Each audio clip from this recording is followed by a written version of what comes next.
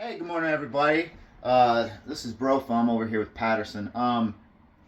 It's come to my attention that a lot of veterans struggle with health. Okay, and I know we try to get out and feed ourselves, but the bottom line is most of the time we feed ourselves dog shit. Um, and a lot of times we don't have the time to sit there and make a full course meal. Um, so this is a shake that was created. I didn't create it necessarily. Different ingredients were given to me throughout a course of time, right?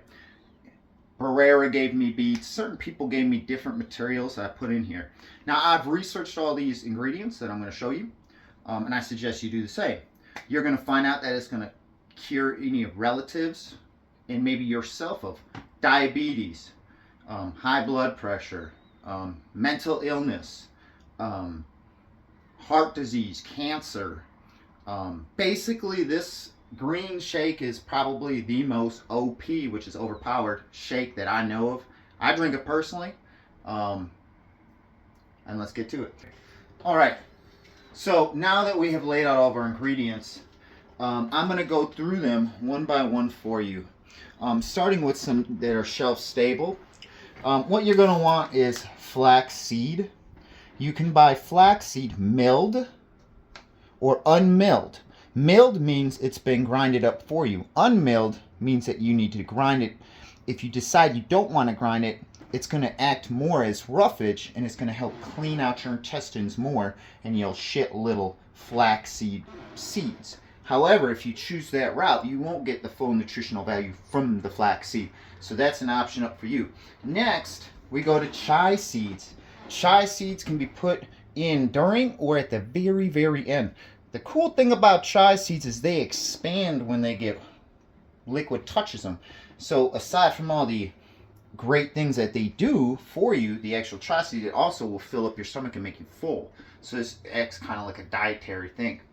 We're going to put cinnamon in it.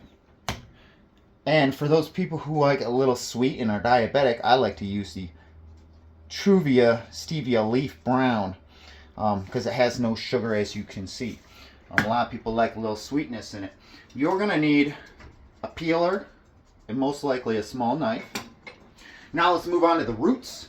We're going to be putting ginger, beets, carrot, and turmeric. Now turmeric you can find in these bags at most local stores that are your good grocery stores. If you can't find it like this, sometimes you'll find it next to the ginger. Let's open it up and actually take a look at what turmeric looks like in comparison to ginger. You'll see how it looks very similar, but it's got an orange tint to it. I'd like to talk a little bit about ginger. Some people like to get ginger where it's ginormous. I tend to not like, this is a little big. I tend to like to get ginger that has small lines in between the things. I personally believe that you'll probably get more nutritional value and a better ginger kick if the lines are smaller. That means your ginger is going to be smaller than this. This is kind of gigantic ginger. So there are our root bases. Now we're going to move over to our vegetables. We're going to be putting spinach and kale. Now the kale I like to get like this, and the reason why is because I ain't eating that shit. We're going to strip all them leaves off there and it's going to make it taste better. The banana is obvious. We're going to be putting in a 2% milk. Now you can choose your percent. This is the one that I personally like. This is the vanilla ice cream gold whey standard. I get this from Costco. You can choose to get something else. An option to supplement out this would be if you want to use a plain Greek yogurt or some kind of high protein Greek yogurt. This was on sale, so I bought this and I'm using it up. The catch to this is it will kind of, as anybody knows who drank protein in their life, it will kind of leave you that protein phlegm. You can mitigate that with a hot tea, whatever, you know. And of course, you think you're going to want to use a blender, but you're going to really either want to use a NutriBullet or a Vitamix. People are like, it doesn't matter. It does matter. The horsepowers do matter, and you're going to see at the end how you can froth it. It'll froth it, and it will affect the flavor and the enjoyability of the shake. So I'm going to go ahead and start prepping these vegetables, and we'll see you after that. So we finished peeling our vegetables, our roots, right? I don't like the peels. You choose to put the peels on, that's up to you. It will affect the flavor. I don't know if there's anything wrong with that. Maybe there's more nutritional value, but I think I've gone enough with nutrition where I can leave out the peels. So what I've done is I peeled a nice piece of ginger, right? You can see it in my hand. All you do is you just cut it off the thing and peel it. The turmeric now looks like this is one piece of turmeric. Now you can see how orange it is. This is one beet. So to get the beet, you just chop it off the thing, chop off the front, peel it, boom. Be careful you don't cut yourself. And we have these kind of large carrots, so I'm just going to do a half a carrot, as you can see in my hand. You know, just a carrot, because you need to get this in there for your vision, right? So get a little carrot in there. And we're going to wash it too. All right, as you can see, I've diced up the vegetables. I've washed them. They've been peeled. Now, I'm using a NutriBullet. So a NutriBullet, after you get it going, you got to flip it. So it's really like this.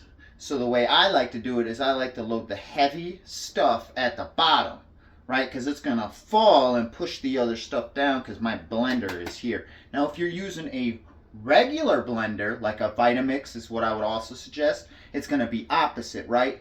You're going to want to put these in there probably last, you know, because you're going to want them to fall down onto your blade and push the other stuff down, you know. You could probably put them in there first, I don't know. But if you're using a NutriBullet, the best way for sure is to put these in first.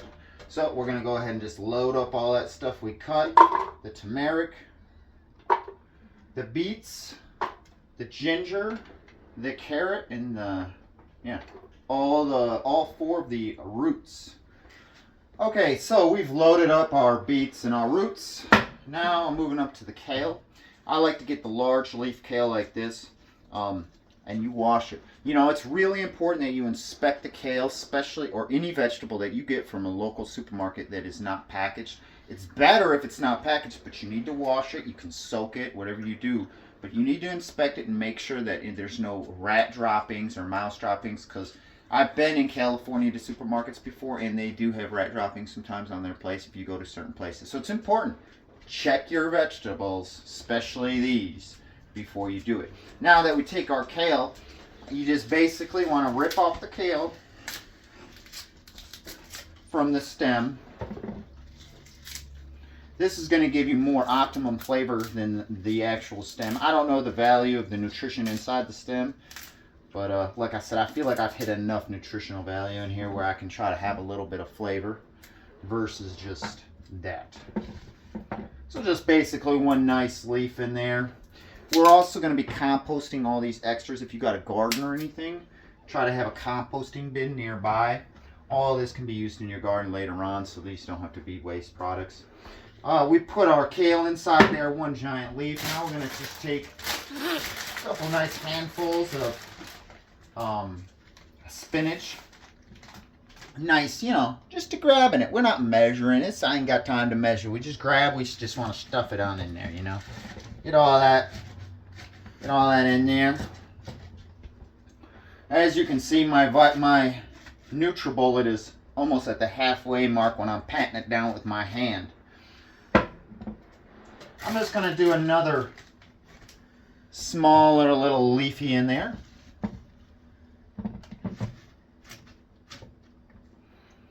And then we are going to add a banana. It's just a nice banana peeled. Just, you know, throw that in there. This is going to get your potassium in. You need your potassium.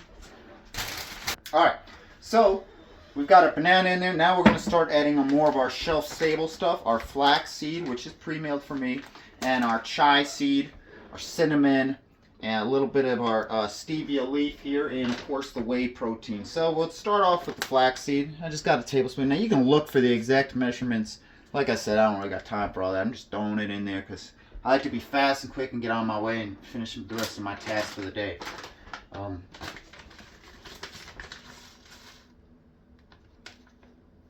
So 1 spoon, 2 spoon. Let's go 2.5 spoon, just because. So that's a flax seed. We're moving on to chai seed. My bag is getting a little low, so I'm just going to dump it in there and try to dump to 2.5 spoons. You know. And like I said, you could wait to the very end to add these, or you can add them now. I don't know if that makes a big difference. I think that's 2.5 spoons there, probably maybe a little bit more. Cinnamon. Man, I just like to go ahead and, let's get that camera in there. I just like to go ahead and just do a good squirt. Look at all that cinnamon in there, right? Yeah, a little bit more, why not? Lots of cinnamon. Like it. And we'll add this stevia leaf in there too. Now this, you don't want to add, this is up to specific taste, so I'm not going to add a lot. As you can see, I'm just going to try and throw in a little half on there. You know, boom.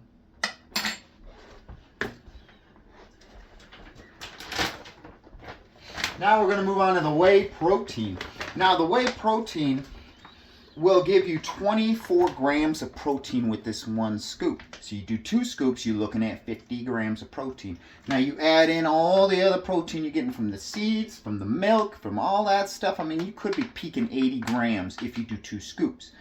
Which means you don't have to eat any meat for the rest of the day. You don't got to worry about your protein intake for sure. Now,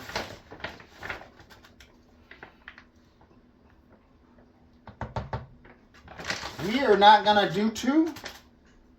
I am just going to go with a 1.5 scoop. So, you know, I'm looking at 36 grams of protein right there, you know, boom. It's important if you have your protein on your shelf for a long time, like say you ain't messed with your protein powder in a little bit, say you just bought it from Costco. It's important that number 1, you find your scooper.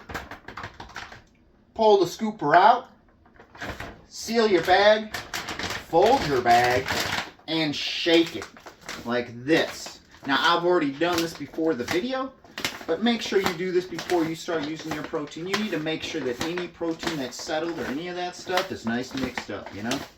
And you don't need to do this every time, but at least do it once per bag. You know? And if you don't pull out your scooper, you're going to lose it.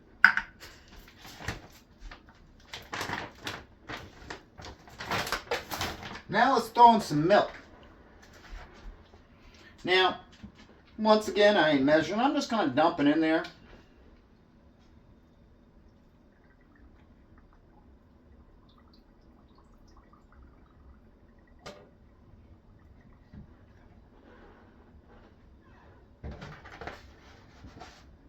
That seems like quite a bit of milk. Now let's throw just a little bit of water.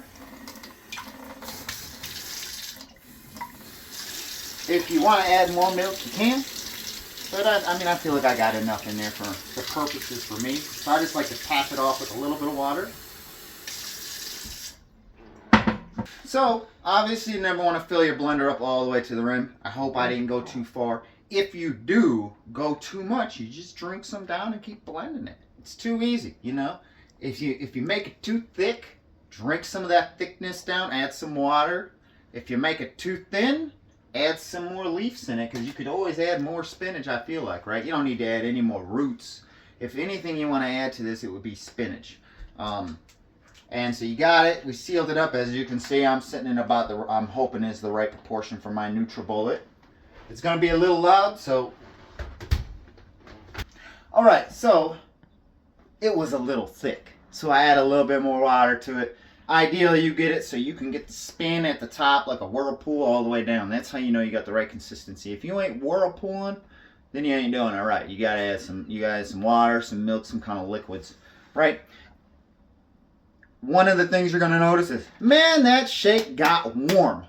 So naturally, we're gonna put it in the fridge or the freezer.